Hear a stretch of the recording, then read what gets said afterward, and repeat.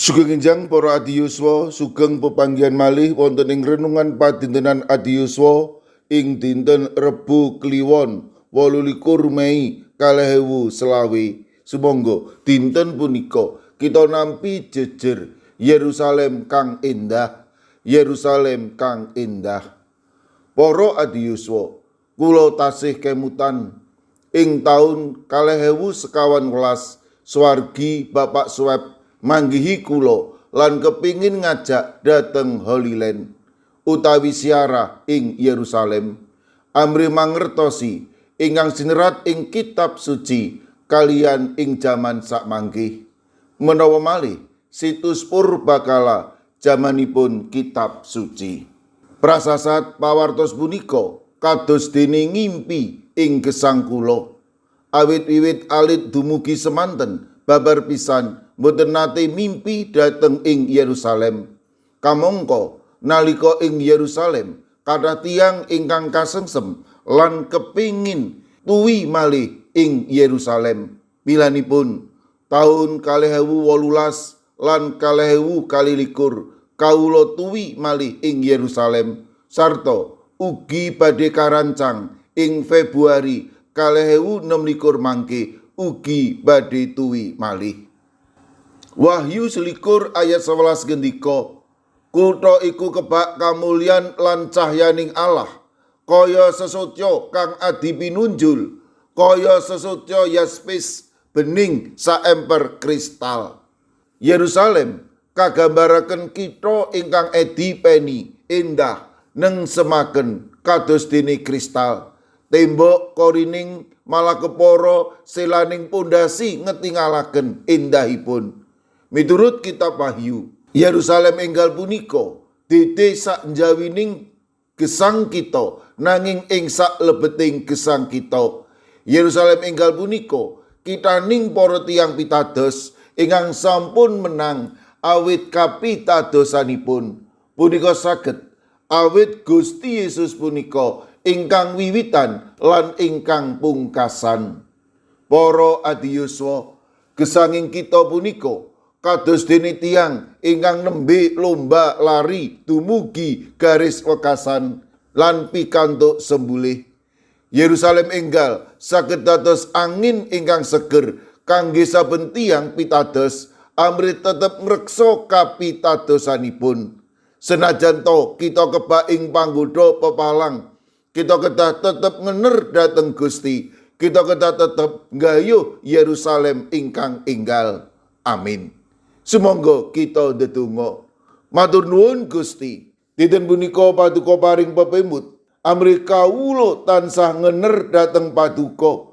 Matemah kawula dumugi ing Yerusalem enggal, inggih menika dumugi ing papan pedalaman paduka.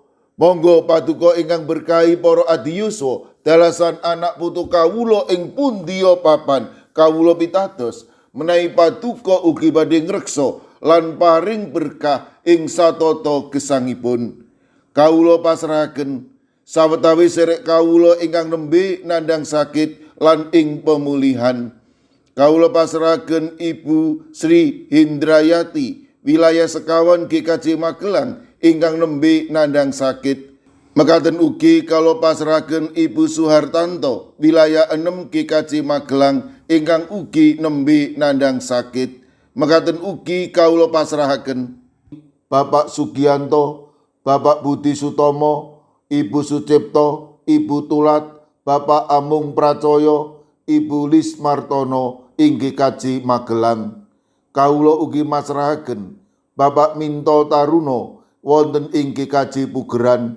Kawula pasrahaken Ibu Fani, Bapak Samuel Tujono, Ibu Sri Windardi, Bapak Mardiono, Bapak Agus Budi Pranowo, Bapak Margono, Ibu Marsudi wonten ing GKJ Pamong Utomo Kalinegoro. Kawula pasrahaken sedherek kawula ing GKJ Immanuel Sulu, Ibu Helmi Suprapto, Ibu Tugiani Sunarto lan Ibu Tati. Mekaten ugi kawula pasrahaken Ibu Tati ing GKJ Ngablak, Ibu Yuli Luther Harifah. Kawula pasrahaken ing GKJ Mono Ibu Sapar Ibu Priyati, Ibu Sih Mirah. Kawula pasrahaken Ibu Wirya Sumarto lan Pendeta Ibnu Prabowo ing GKJ Telpok. Kawula pasrahaken Ibu Isti Wilayah 3 ing GKJ Wonocatur.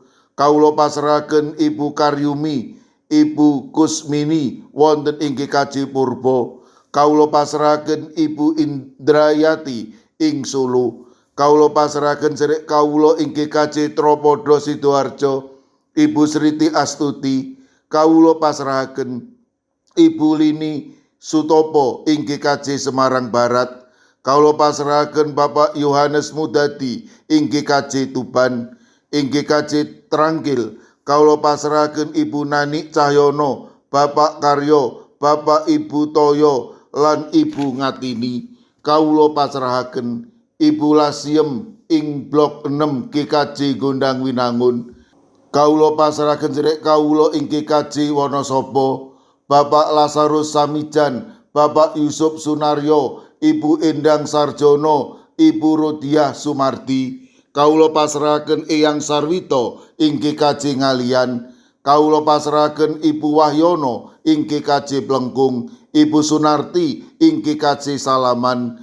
Kawula pasrahaken Ibu Apri ing GKJ Canden, Bapak Jatmiko ing Denpasar, Ibu Warsi ing Kemenjing. Kawula pasrahaken sedherek kawula ing GKJ Ungaran, Ibu Sugito, Bapak Sembiring, Ibu Suresno, Ibu Munarti, Bapak Ibu Tugiman. Kawula pasrahaken sedherek kawula ing GKJ Sragen, Bapak Warsito Riyadi, Ibu Sumiati, Bapak Suyanto. Kawula pasrahaken Bapak Chandra Deni Saputro.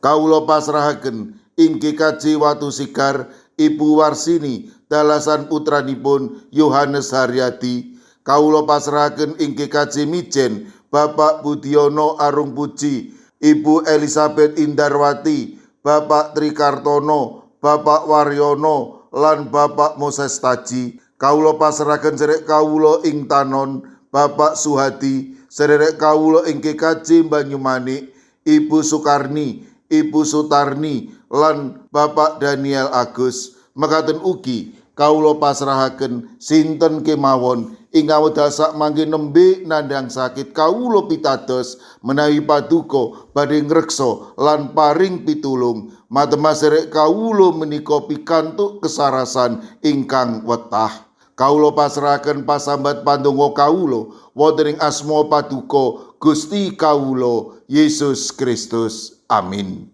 Sumangga para adiyuswa kita tutup pepanggihan kita renungan padintenan adiyuswa sinarengan ngrepekaken kidung. Sumangga.